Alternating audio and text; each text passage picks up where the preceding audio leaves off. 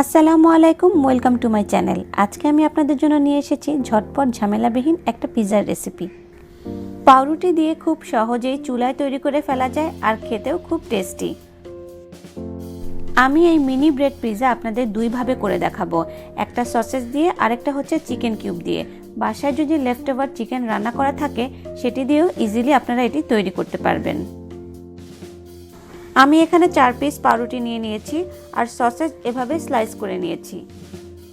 Tomato আর capsicum cube করে নিয়েছি আর লাগবে লবণ। মোজারেলা চিজ এভাবে গ্রেট করে নিয়েছি হাফ কাপের মতো। অরিগানো নিয়েছি 1 চা চামচ আর তিল নিয়েছি, এটা অপশনাল, আপনারা দিতে পারেন নাও দিতে পারেন। এখন একটা প্যানে সামান্য তেল দিয়ে সসেজ, টমেটো, ক্যাপসিকাম আর লবণ দিয়ে 1 মিনিটের মতো হালকা নেড়েচেড়ে নামিয়ে ফেলবো।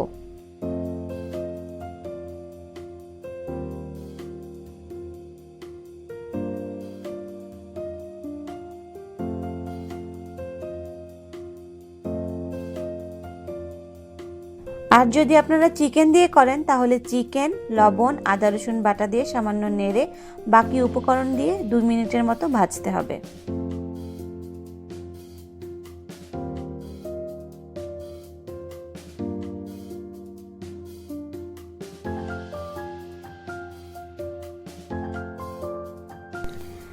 এখন একটা পাউরুটিতে সসেজের মিক্সচার এভাবে দিয়ে 2 চা চামচের মতো সস দিয়ে দিচ্ছি।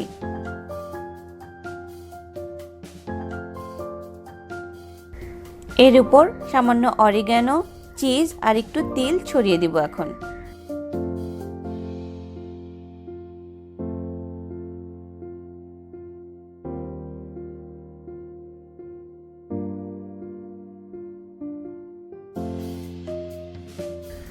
চিকেনের মিক্সচারটাও আমি এভাবে করে পাউরুটির উপর সাজিয়ে দিব।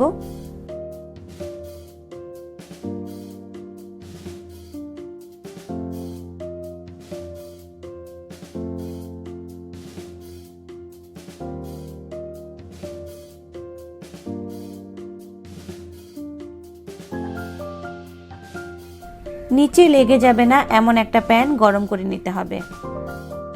গরম হয়ে গেলে চুলার আঁচটা কমিয়ে দিয়ে পাউরুটি বসিয়ে দিয়ে ঢেকে দিব। 5 মিনিট পর ঢাকনা খুলে একটু চেক করে নিব। যদি দেখি যে চিজ গলে গেছে তাহলে উঠিয়ে ফেলবো।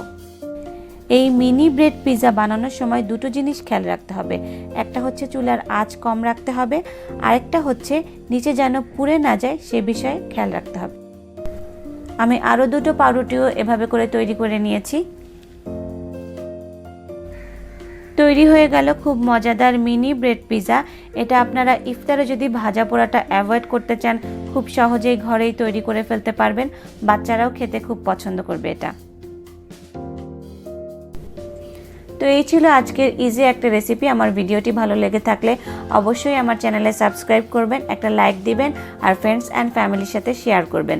ভালো থাকবেন সবাই, আল্লাহ হাফেজ।